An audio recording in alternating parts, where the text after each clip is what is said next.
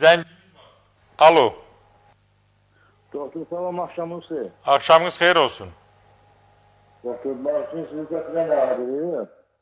Hardan? Deməli doktor, Şəkidən. Nə gözəl. Gözəl Şəkimizə salamlar. Buyur.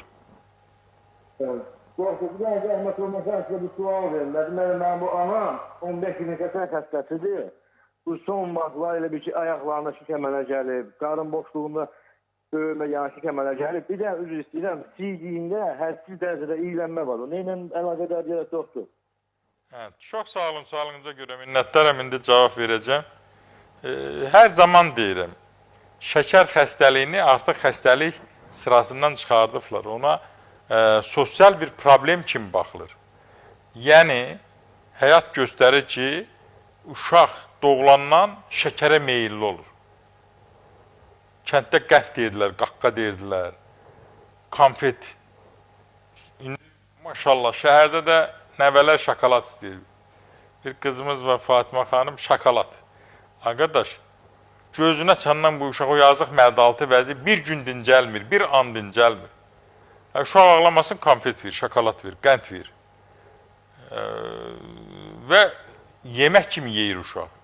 Bu mədaltı vəzidə öz işini görür. Hər şey, bütün sintetik qidalar, qızartmalar, un məmulatları, ondan sonra müxtəlif zərərli karbohidratlar, hamısı son nəticədə şirin sular, hamısı mədaltı vəziyyət təsir edir. Şəkərin miqdarını dəyişir kəskin şəkildə. Və ona görə də şəkər xəstəliyi qabaqla çox nadir olardı. Xərçəng xəstəliyi kimi. Çox nadir rast gələrdi. Bugün şəkər xəstəsi olmayan adamı tapmaq müşküldür. Belə gedişlə çox təəssüf ki, çox mənfi gedişdir bu. Və indi gəlirəm ananıza. Ananıza Allah şəfa versin. Şəkər xəstəliyi gözdəki ilk növbədə o kapillərlərdən başlayır, retinopatiya deyirlər. Düz ayaq damarlarına qədər, böyrək damarlarına, ürək damarlarına, hər yeri zədələyir. Hər yerdə damarın divarını zədələyir və nəticədə nə olur? Görmə zəifləyir, ayaqlarda soyuqluq yaranır, o dediğin kimi qan dövranı pozulur, şişkinlik yaranır, yanma yaranır və bəzən deyir, ayağım buz kimi olur, bəzən də deyir, ayağım yanır, səhərə qədər ayağımı çöldə saxlamalıyam. Yəni, şəkər xəstəliyinin toxunmadığı, zədələmədiyi bir nöqtə yoxdur. Ona görə nə etmək lazımdır? Şəkər xəstəliyindən özünüzü qorumalısınız.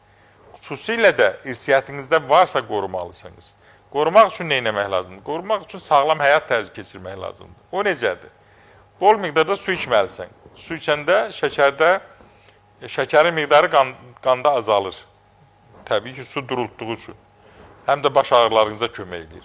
Sonra nə olur? Təmiz havada olmalısınız. Yeriş qədər, sürətli yeriş qədər şəkəri salan ikinci bir yanaşma yoxdur. Mən bunu uzun illərdir bunu müşahidə eləmişəm, bu sahədə aparmışam ki, sürətli yeriş şəkəri bir mənalı